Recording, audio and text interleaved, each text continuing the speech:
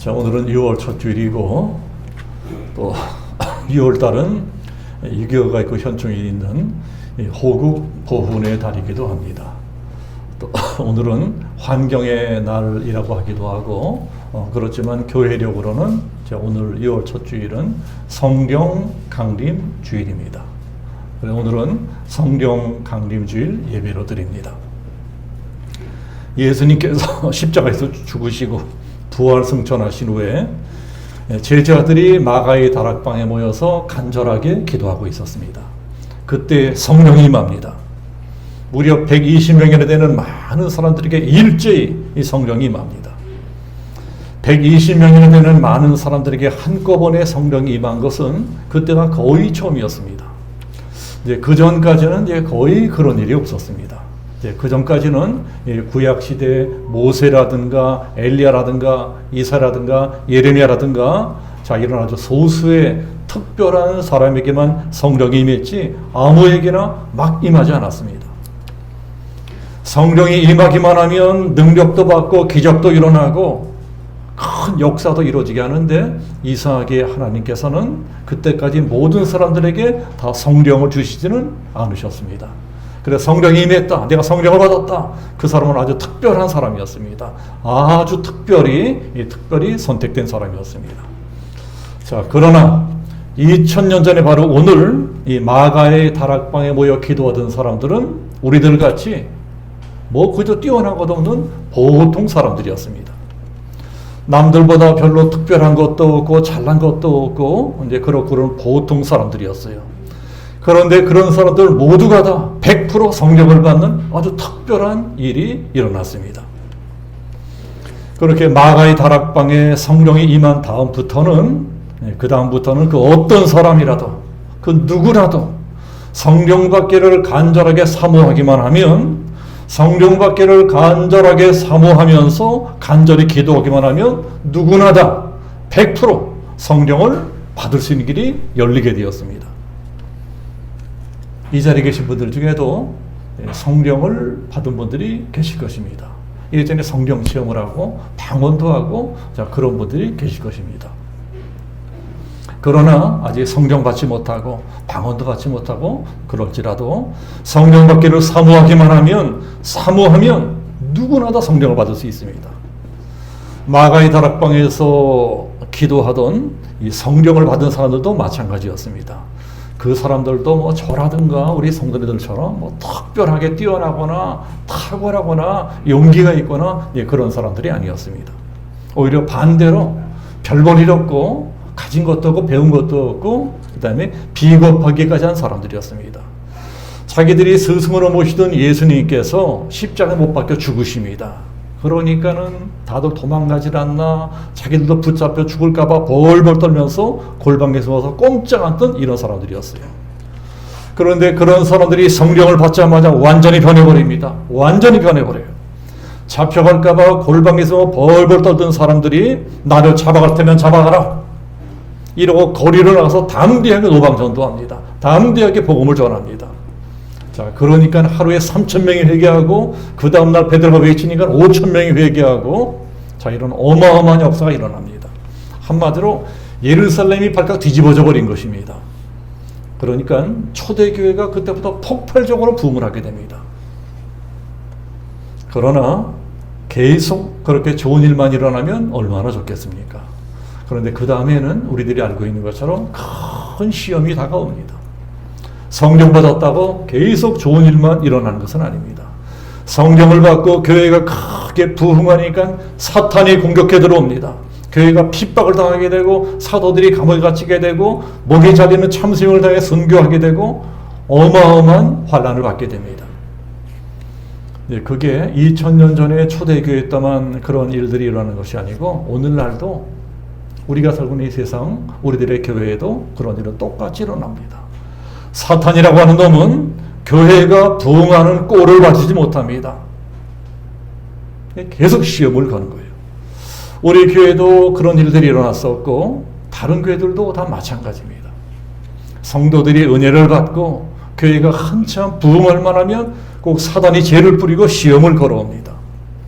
자, 우리 기독교 신앙에는 이렇게 시험이라는 것이 있습니다. 아무리 뜨겁게 성령을 받았다고 할지라도 그게 다가 아니라는 것입니다. 그것은 그냥 시작에 불과합니다. 하나님의 일에 더 귀하게 쓰임받기 위해서는 그 누구라도 어떤 교회라도 반드시 이런 시험을 통과해야 됩니다. 초대교회 때도 이러한 큰 시험거리를 만나게 되니까 오늘 성경에서 야고보 사도가 이제 고난당하는 성도들을 위로하는 것이 오늘 우리가 읽는 성경입니다. 우리 2절 말씀 다시 한번 같이 보겠습니다. 2절 보면 내 형제들아 너희가 여러 가지 시험을 당하거든 온전히 기쁘게 여기라. 뭐라고 말씀합니까? 시험을 당했는데 기뻐하라는 거예요. 그러나 이게 말이 쉽지 어떻게 기뻐할 수 있겠습니까? 솔직히 이때 상황은 전혀 기뻐할 상황이 되지 못합니다. 교회가 안팎으로 큰 어려움을 당하고 있었습니다. 교회 내부적으로도 분열과 갈등과 다툼이 있었고 외부적으로는 로마 제국의 핍박이 몰려오고 있었습니다. 그런데도 야고보 사도는 내 형제들아 너희가 여러 가지 시험을 만나거든 뭐라 그래요? 온전히 기쁘게 여기라. 우리가 읽는 성경에는 그냥 똑같이 시험이라고 나오는데 제가 자주 말씀드리는 것이지만 시험에는 두 가지 종류가 있다고 그랬죠. 시험에는 두 가지 종류가 있습니다. 하나는 사탄, 마귀가 주는 시험입니다. 마귀가 주는 시험은 이제 그것은 시험이라기보다는 그것은 유혹입니다. 유혹. 우리를 유혹해서 파멸시키려고 하는 것입니다. 우리 유혹해서 지옥으로 끌고 가려고 것입니다. 마귀는 우리를 파멸시키려고 지옥으로 끌고 가려고 유혹을 합니다. 이게 시험이에요. 아담과 하와가 뱀의 유혹에 넘어가서 선악과를 따먹었습니다. 이 다윗도 바세바 유혹에 넘어가서 간통죄를 저질렀습니다. 가룟 유다도 돈의 유혹에 넘어가서 예수님을 팔아먹었습니다. 그런데 이런 유혹, 이런 시험만 있는 것이 아니고 하나님이 주시는 시험도 있다는 것입니다. 하나님이 주시는 시험, 이 시험은 정확하게는 테스트입니다. 말 그대로 테스트 해보시는 것입니다. 과연 네 믿음이 얼마나 자라나느냐? 과연 네가 얼마나 하나님께 쓰임받을 만한 준비가 되어 있느냐? 과연 네가 얼마나 복받을 만한 준비가 되어 있느냐? 하나님께서 한번 테스트, 시험해 보시는 것입니다. 자, 이런 시험은 우리를 망하게 만들려는 시험이 아니고 오히려 복을 주려고 하는 시험입니다. 이 시험에 우리가 합격하기만 하면 하나님의 선한 도구로 쓰임받을 수가 있습니다. 축복의 사람이 되는 거예요. 오늘 성경이 말씀하는 시험은 바로 이런 시험입니다. 테스트. 예수님께서도 공생애를 시작하기 전에 요단강에서 세례를 받으셨습니다.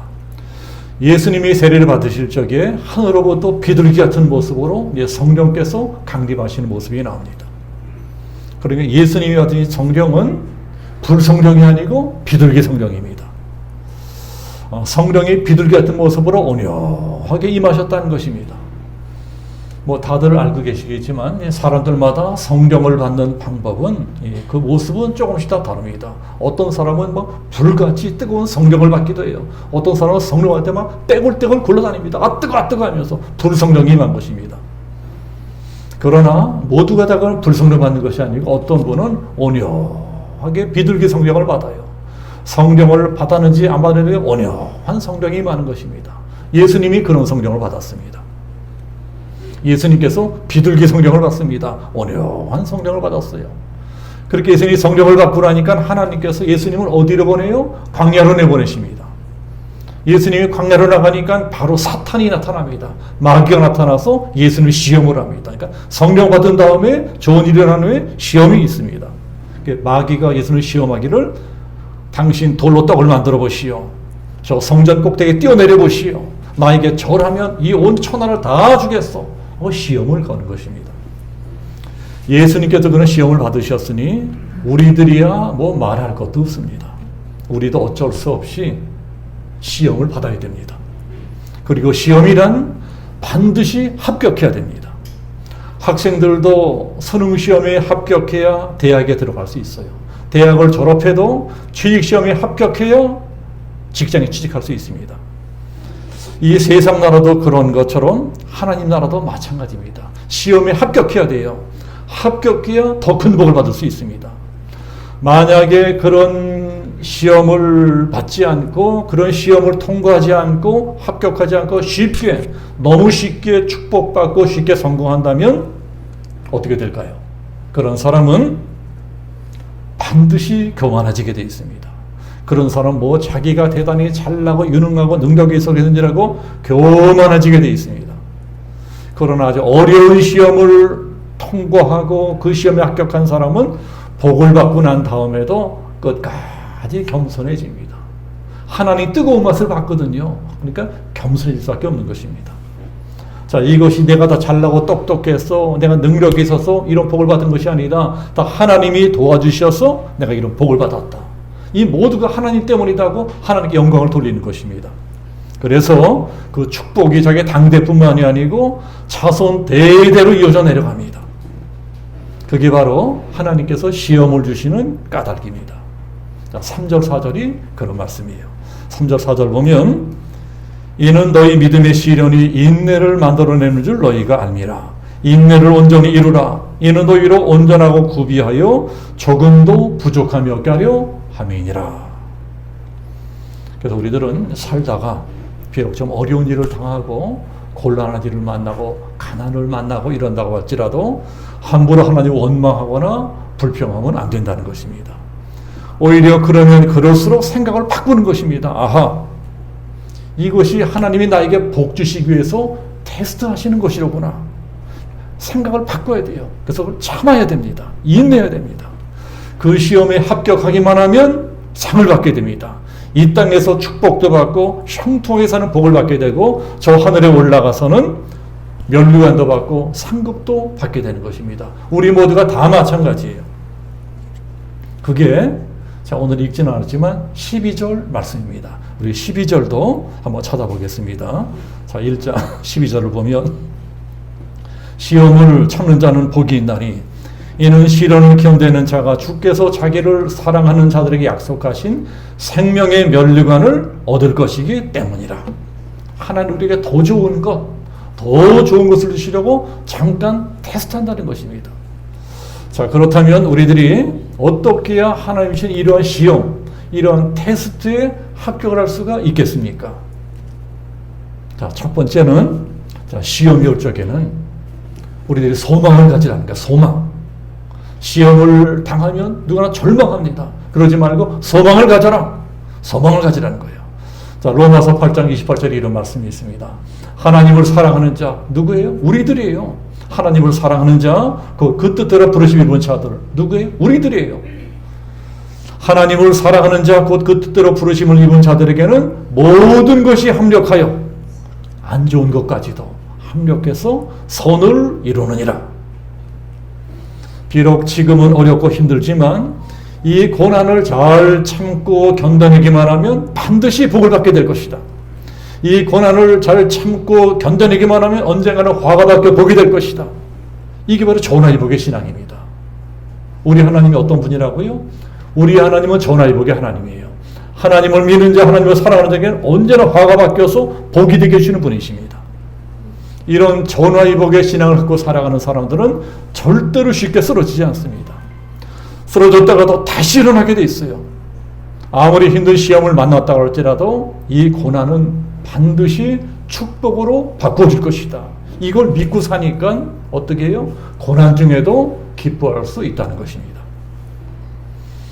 그러나 이제 처음 믿기 시작한 초신자들이라든가 또는 이 교회는 오래 다녔다고 할지라도 체험이 부족한 아주 믿음이 약한 분들은 이게 참 쉽지가 않아요.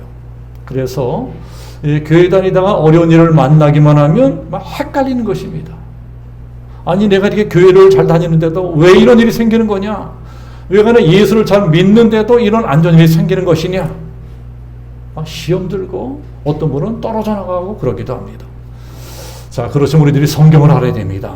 성경은 우리들이 예수 믿는다고 다 금방 만사형통하고 막 축복받고 이런 적이 없어요. 성경은 그런 말씀이 없습니다. 오히려 그 반대 일이 생길 수도 있다. 이것을 가르쳐주고 있습니다. 마태복음, 마가복음에 그런 것이 많이 나옵니다. 어느 날 예수님께서 제자들하고 같이 배 타고 갈릴리 바다를 건너가십니다. 순종하는 거예요. 예수님께서 저 바다 건너가라고 하니까 순종해서 배 타고 바다를 건너갑니다. 순종했는데도 어떤 일이 일어나요? 풍랑이 몰려오는 것입니다. 우리들이 하나님 앞에서 순종해도 시험 만날 수 있어요. 풍랑 만날 수 있어요. 그때 예수님께서 피곤하셨는지 배꼽물을 베고 주무십니다.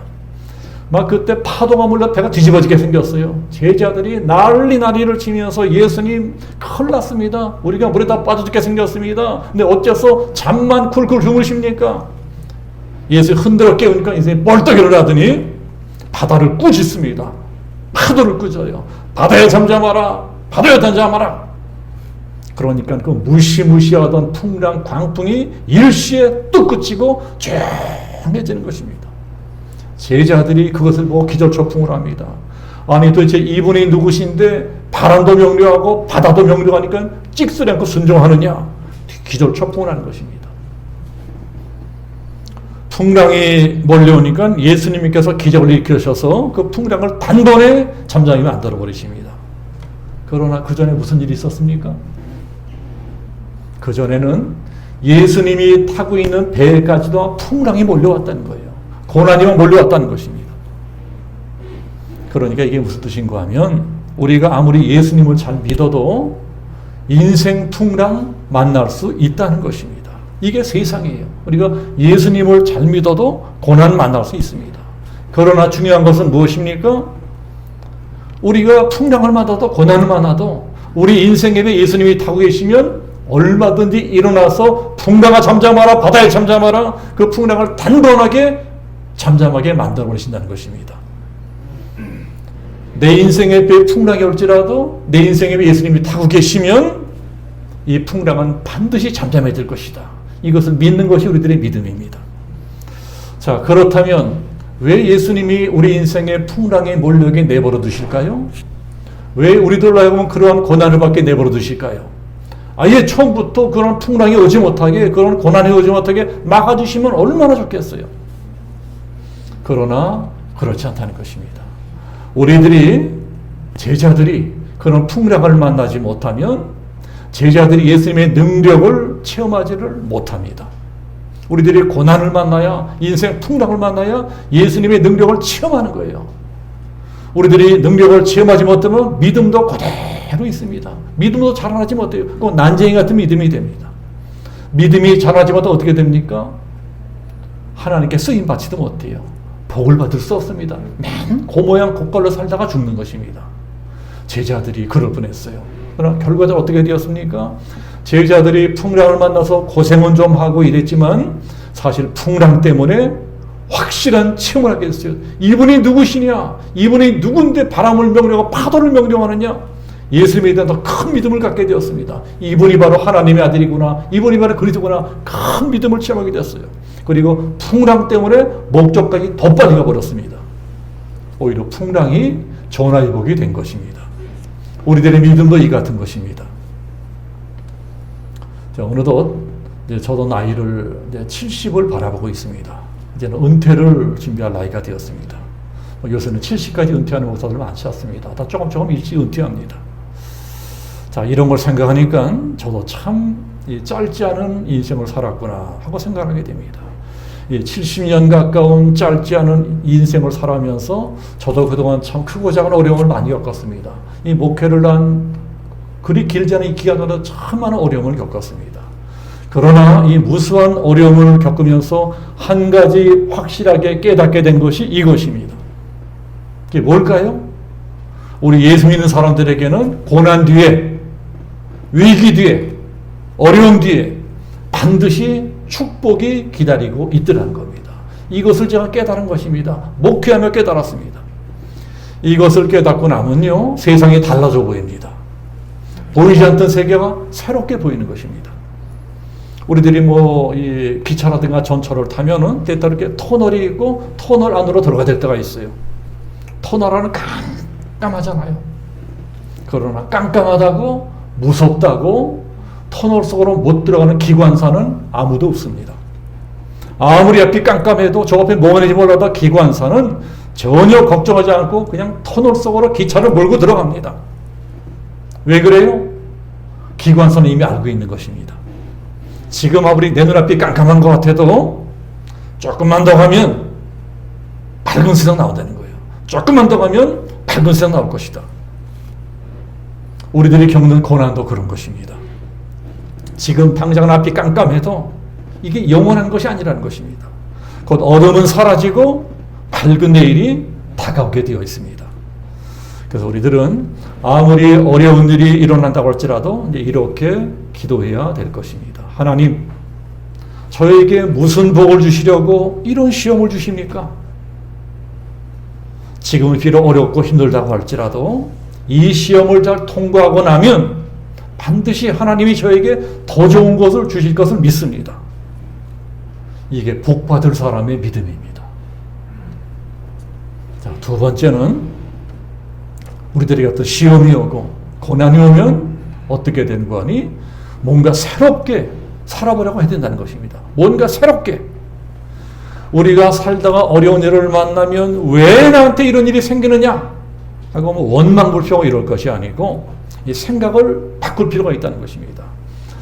아, 하나님께서 내 인생에 뭘 좀 바꿔보시라고 뭔가 좀 새로운 방법을 찾아보라고 이러한 시험을 주시는구나.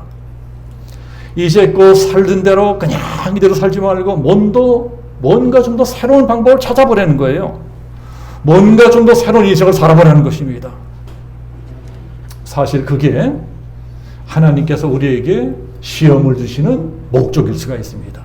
우리 인생 몇 번 살아요? 우리 인생은 한 번밖에 살 수 없습니다. 한 번밖에. 그래서 일생이라고 합니다. 천국은 어떤 나라예요? 영생의 나라. 그러니까 영생과 일생은 너무도 대조되는 것입니다. 이 세상에 두 번 사는 사람 없잖아요. 한 번밖에 못 살아요. 그런데 이 딱 한 번밖에 살 수 없는 소중한 일생을 죽어라 하고 안 되는 일만 매달려서 고생하다가 끝나버린 사람들이 너무나 많습니다.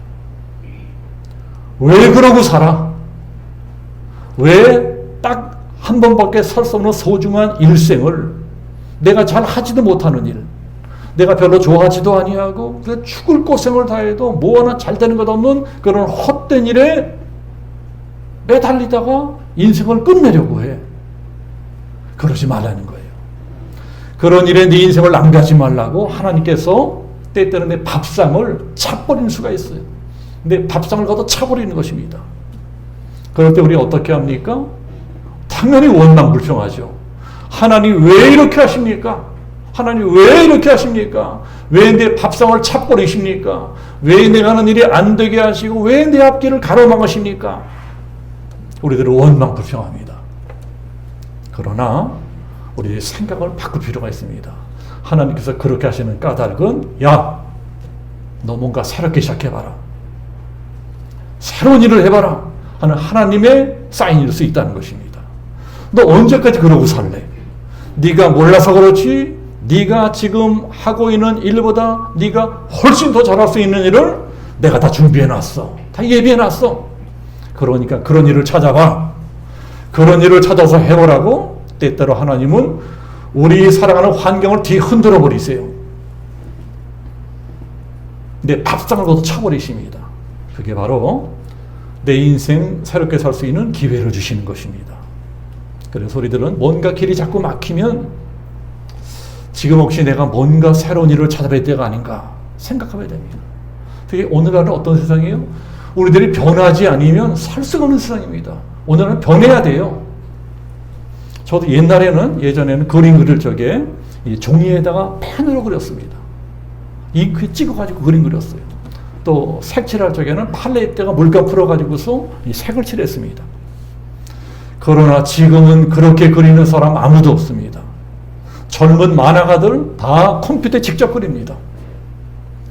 그래서 저도 지금은 펜 대신에 그 애플 펜슬이라고 하는 애플 펜슬을 통해서 컴퓨터로 모니터에 그림을 그립니다. 젊은 만화가들은 그게 너무 쉽대요. 종이에다가 펜으로 그리는 것보다 물감 뿌려치는 훨씬 쉽대요. 너무 쉽대요. 그런데 저는 너무너무 힘들어요. 나이가 먹어가지고 컴퓨터로 그림 그리기 너무나 힘듭니다. 저야 물론 이제까지 하던 대로 먹물로 펜 찍어 그림 그리고 그 다음에 물감 뿌려 색칠하고 이게 더 쉽지만 이제는 더 이상 그렇게 그리면 안 된다는 것입니다. 똑같은 그림이라도 새로운 방법으로 그려야 되는 것입니다. 그래야 새로운 그림도 나옵니다. 뭐 그림뿐만이 아니고 소설도 마찬가지입니다. 저도 예전에 소설 쓰고 했습니다. 근데 지금은 소설이 바꿔졌어요. 웹소설이 나와서 웹소설. 요새는 웹소설이라는 장르가 생겨났습니다. 그래서 저도 얼마 전부터 웹소설을 연재하고 있습니다. 젊은 사람들이 누가 이 70 다 된 늙은이가 쓰는 소설을 좋아할까 했는데 뜻밖의 그 많은 경쟁자이 지난주에 랭킹 2위까지 올라갔어요. 안 했으면 그런 일이 없을 것입니다. 근데 어려워서 시작을 하니까 웹소설이 되는 거예요. 하다 보니까 웹툰도 할 수 있겠다 하고 웹툰도 준비하고 있습니다.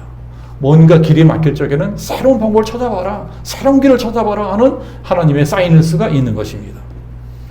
뭔가 새로운 것, 새로운 방법을 찾아보려고 하지 않은 인생은 바라는 것도 원하는 것도 없는 인생입니다. 바라는 것이 없으면, 소원하는 것이 없으면 받을 것도 없어요. 아니 내가 바라지도 않고 소원한 것들인데 하나님 왜 주셔? 주지 않으세요. 그런 사람은 그냥 이대로 살다 죽는 것입니다. 그러니까 시험이 다가온다고 하는 것은 더 새로운 인생을 시작할 수 있는 조로의 찬스가 됩니다. 또 다른 축복의 기회가 되는 것입니다. 우리들이 이것을 깨달아야 시험에 합격할 수 있다는 것입니다. 자, 세 번째로는 지혜가 있어야 됩니다.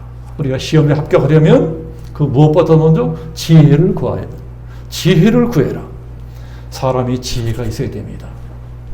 지혜가 없으면 평생 고생하는 것입니다. 그런데 지혜도 어떻게 해요? 지혜도 구하라고 말씀하세요. 지혜도 구해라. 오늘 성경에도 보세요.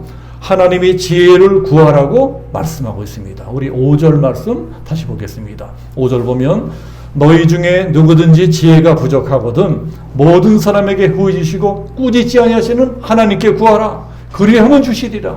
지혜도 구하는 거예요. 우리들이 돈만 구하고 집만 구하고 땅만 구하는 것이 아니라 더 중요한 지혜를 구하라는 것입니다. 그런데 지혜 중에 지혜가 어떤 지혜냐? 지혜 중에 지혜는 하나님을 감동시킬 줄 아는 지혜입니다. 자, 우리들은 물론 세상 살다 보면 사람의 마음도 감동시켜야 될 때가 있습니다. 뭐 직장 생활을 하거나 또 사업을 하거나 또는 정치를 하는 사람이든가 우리들은 사람의 마음을 감동시켜야 진급도 하게 되고 돈도 벌게 되고 어떤 사람은 대통령도 되고 국회의원도 됩니다. 도지사도 돼요. 자, 이런 비밀을 깨닫고 삼성이라든가 LG라든가 SK 같은 대기업들에서 이 고객들의 마음을 감동시켰다고 별별 노력들을 다 합니다. 요새 정치하는 사람들도 그런 비밀을 깨닫고 어떻게 하면 국민들의 마음을 감동시킬까 해서 지난 대통령 선거든 이번에 지방 선거든 후보로 나온 사람들이 국민들의 마음을 감동시켜다 별별 쇼를 다 했잖아요. 별 생쇼를 다 하고 살았습니다. 이렇게 대통령도 재벌들도 어떻게든 사람들의 마음을 감동시켜보겠다고 피눈물 나게 노력하는데 지금 우리들은 하나님 앞에서 어떻게 살고 있는가? 우리는 하나님의 마음을 감동시켜보겠다고 무슨 노력을 하고 있는가? 요새는 고객이나 유권자들도 그리 만만하게 속지 않습니다. 요새 사람들은 만만하지 않아요. 우리들도 많이 깨달아옵니다. 하물며 하나님은 어떠시겠어요? 그런데 우리들은 하나님을 너무나 만만하게 생각하는 경향이 있습니다. 우리 하나님은 만만한 분이 아닙니다. 우리 하나님은 우리의 모든 것을 다 알고 계시는 분이에요. 하나님 우리의 생사고를 한 손에 쥐고 계시고 우리의 흥망성쇠를 한 손에 쥐고 계십니다. 하나님은 두려운 분이에요. 하나님은 우리들에게 호락호락 속지 않으십니다. 우리가 이렇게 한 교회에서 똑같이 신앙생활하고 있어도 하나님께 복받고 싶고 잘 되고 싶으면 뭔가가 남달라야 됩니다. 뭔가가 남달라야 돼요. 물론 우리 영혼은 예수 믿고 구원받았습니다. 예수님이 내 죄를 대신해서 십자가에서 죽으시고 부활하셨다. 이 사실만 믿으면 우리들은 영혼을 구원받습니다. 우리들은 천국 가게 돼요. 그러나 우리 영혼은 그렇게 공짜 구원을 받을지라도 이 땅에서의 축복은 절대로 공짜로 주어지지 않습니다. 왜요? 하나님께서 우리들을 너무나 잘 아시는 거예요. 내가 이 녀석들을 너무나 쉽게 축복해 주면 그 축복이 오히려 독이 된다고 하는 것을 하나님은 잘 알고 계십니다. 너무 쉽게 복을 받으면 오히려 그것 때문에 교만해지고 타락하고 이룰 수 있다는 것을 하나님은 빠삭하게 알고 계십니다. 그래서 하나님이 우리에게 복을 주시려고 할 적에는 아주 조심해서 주세요. 이놈이 과연 복 받을 만한가? 내가 이놈한테 과연 복을 줄 만한가 하고 이리 달아보고 저리 달아보고 이리 재보고 저리 보고 그러다가 이놈은 믿을만 하구나. 이제는 복조도 타락하거나 그만하지 않겠구나. 하나님이 이런 믿음이 들어가면 그때 복을 주시는 것입니다. 네, 그래서 지혜가 필요합니다. 지혜로운 사람이 복도 받는 것입니다. 우리들은 마땅히 지혜를 구해야 됩니다. 우리가 잘 알고 있는 솔로몬, 그 사람이 바로 그런 지혜를 구한 사람이잖아요. 자, 열왕기서를 보면 이 솔로몬도 인생 살다가 큰 시험거리를 만납니다. 아무 경험도 없이 어린 나이에 덜컥 나라를 다스리게 되었습니다. 막상 왕이 되고 하니까 안팎으로 시험거리고 문제였어 이렇게 해요. 도저히 내 능력으로는 이 나라를 다스릴 수 없겠습니다. 그래서 간절하게 기도를 합니다. 기도하는데 솔로몬은 기도하는 게 뭔가 남다른 것입니다. 기도하는데 어떻게 해요? 무려 1000번제를 하나님께 드리면서 기도합니다. 1000번제 드리면서 하나님께 기도하는 왕은 솔로몬 이전에도 없었고 솔로몬 후에도 없었어요. 솔로몬이 유일해요. 이 사람이 뭔가 남다른 것입니다. 기도하는 게 남다른 거예요. 괜히 솔로몬이 아닌 것입니다. 괜히 솔로몬이 복받은 게 아니에요. 솔로몬이 1000번제를 다 드리고 기도를 마치는 날 밤에 하나님이 꿈에 나타났어요. 그래서 말씀하십니다. 솔로몬아, 내가 네 기도를 다 들었다. 네 정성이 하도 신통방통하고 기특해서 내가 응답해 주마. 내가 너한테 뭐 해줄까? 솔로몬이 뭐라고 대답했죠? 기똥찬 대답을 합니다. 하나님, 나는 능력도 없고 경험도 없습니다. 이런 별볼이 없는 제가 이 큰 나라 어떻게 다스리겠습니까? 내가 하나님의 일을 잘하기 위해서는 그저 다른 거 필요 없고 지혜가 필요합니다. 나에게는 지혜가 필요합니다. 그러니 다른 거 다 필요 없고 나에게 지혜만 주옵소서. 지혜를 구합니다. 솔로몬의 기도에 하나님이 큰 감동을 먹습니다. 하나님이 감동하시는 거예요. 솔로몬의 구한 것이 하나님의 마음에 합한지라. 네가 너를 위해서 부도 구하지 않고 돈도 구하지 않고 땅도 구하지 않고 장수도 구하지 않고 오로지 네가 하나님 나라의 일을 좀 더 잘해보겠다고 지혜를 구하는구나. 어쩜 이렇게 신통방통하냐. 하나님이 감동을 먹으세요. 하나님이 감동을 먹으시는 게 어떻게 됩니까? 우리가 아는 대로죠. 그야말로 전무후무한 축복을 받습니다. 최대의 축복을 받아요. 내가 하나님을 기쁘시게 하려면 어떻게 해야 될까? 무슨 일을 해야 될까? 복 받고 싶으면 그런 지혜를 구하라는 것입니다. 그런 지혜를 구하는 사람이 지혜로운 사람입니다. 그래서 야고보서 1장에서 그런 지혜를 구하려고 명령하시잖아요. 너희 중에 누구든지 지혜가 필요하거든 모든 사람에게 후히 주시고 꾸짖지 아니하시는 하나님께 구하라. 그리하면 주시리라. 자, 오늘은 성령 강림 주일 6월의 첫 주일에 우리들이 어떻게 해야 하나님이 주시는 시험에 합격할 수가 있겠느냐? 3가지를 말씀드렸습니다. 뭐였습니까? 첫 번째는 소망을 가져라. 두 번째는 새로운 일도 좀 찾아보아라. 세 번째는 하나님을 감동시켜봐라. 하나님을 좀 감동시켜봐라. 그러면 시험에 합격하고 너희들에게 하나님께서 하늘과 땅의 복을 쏟아부어질 것이다. 이 한 주간도 오늘 말씀처럼 우리들이 당하게 되는 모든 크고 작은 시험거리들에 합격하셔서 영육간의 복과 하늘의 복과 땅의 복을 받아 누리시는 우리 양준영성교회 모든 성도들 되시기를 예수님의 이름으로 축복합니다. 아멘. 기도하겠습니다. 자비로우신 아버지 하나님, 우리가 이 세상을 살아가며 시험을 당하지 아니하면 좋겠지만 시험을 피할 길이 없고 이 시험을 통과해야만 하늘의 복도 땅의 복도 받을 수 있고 영육간의 복도 받을 수 있고 내 마음의 소원도 이룰 수 있사오니 아버지 하나님, 이 시험을 이기고 합격하는 방법을 오늘 말씀을 통하여 배운 것처럼 우리 모두에게 지혜로운 마음을 주셔서 소망을 가지고 새로운 길도 찾아보며 하늘 아버지께 매달리고 하나님을 감동시키는 하나님이 기뻐하실 만한 진실한 믿음을 가지고 이 세상과 싸우고 내 운명과 싸워 이기고 마침내 복을 받아 하늘 아버지께 큰 영광을 돌려오는 존귀한 삶을 살아갈 수 있게끔 우리 모두를 축복해 주옵소서. 감사와 찬송과 영광과 존귀를 주 앞에 돌리오며 예수 그리스도 이름으로 기도합니다.